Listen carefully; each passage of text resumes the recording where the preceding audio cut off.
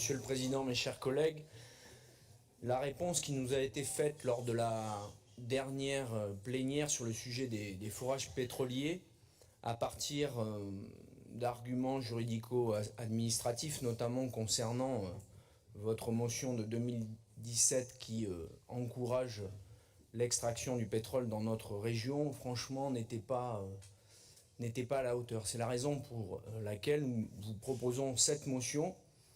Franchement, Monsieur le Président, vous qui utilisez les mots très forts d'urgence civilisationnelle pour parler de la transition énergétique, vous qui citez régulièrement les scientifiques, ce que nous expliquent les scientifiques, notamment du GIEC, c'est que les gisements en cours d'exploitation représentent d'ores et déjà des quantités trop importantes pour que nous puissions rester en dessous des 1,5 degrés à l'horizon de la fin du siècle.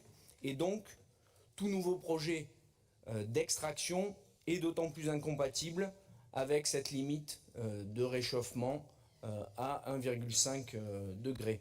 Et la deuxième chose, c'est que face à cette urgence civilisationnelle, pour reprendre vos mots, ce qu'il préconise, c'est que tous nos investissements, qu'ils soient privés ou publics, aillent vers la rénovation thermique des bâtiments, vers les énergies renouvelables et globalement vers la transition énergétique que nous appelons toutes et tous de nos voeux.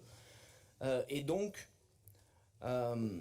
c'est vraiment sur ça que nos efforts doivent porter, tous nos investissements doivent aller et pas vers de nouveaux projets d'extraction pétrolière. Et donc, Monsieur le Président, si pour vous le consensus scientifique a du sens, si pour vous les mots ont un sens, et notamment ceux que vous employez dans Néoterra, vous ne pouvez pas faire autrement que voter cette motion. Et pour conclure, je voudrais dire que